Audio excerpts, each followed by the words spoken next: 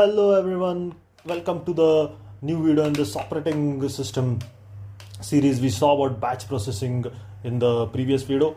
This video will be slightly longer. I want to finish the next three types, that is multiprogramming, multitasking and multithreading. So let's see it with an example again. So imagine again you're at a restaurant, okay? So you're at a restaurant and there is only one chef, okay? There is only one chef. And he's making multiple dishes at once, but instead of focusing on just one order, he jumps between tasks. He chops vegetables for the salad, stirs the soup and flips the burger, all without letting any dish burn.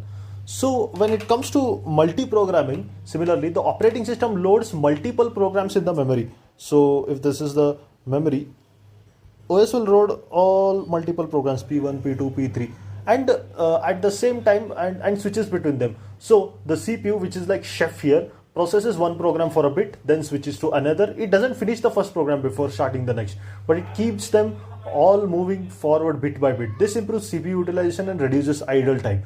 So I'll repeat what I said. So the CPU, what it does, it processes one program, maybe just assume, not practical, but just assume. It does it for 10 seconds. It has not finished, but it will jump to P2 another for 10 seconds.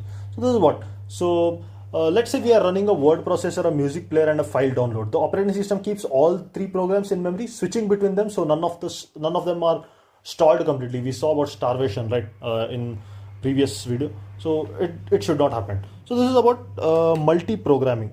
Let's see about multitasking now. Multitasking, imagine that the same restaurant now has multiple chefs. So this was the restaurant.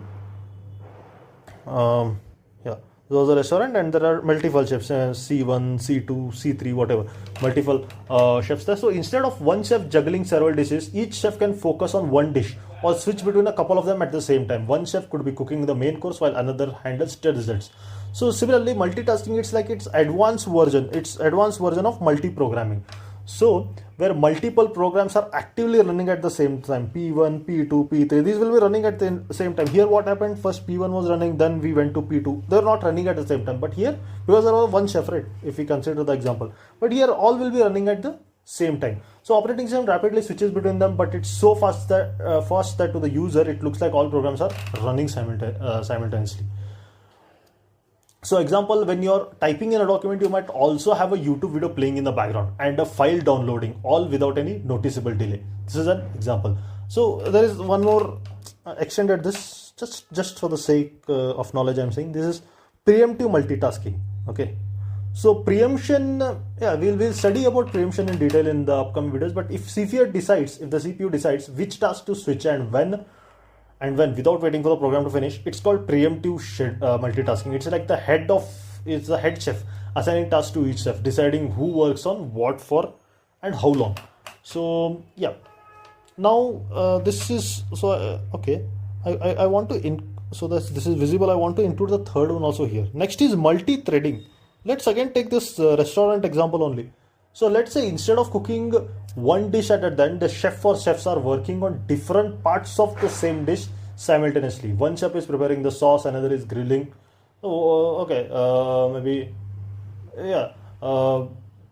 And another is setting the table, contributing the final meal, something like that. So I'll repeat, instead of cooking one dish at a time, the chef or chefs are working on different parts of the same dish simultaneously. That's what multi-threading is all about. A single program is broken down.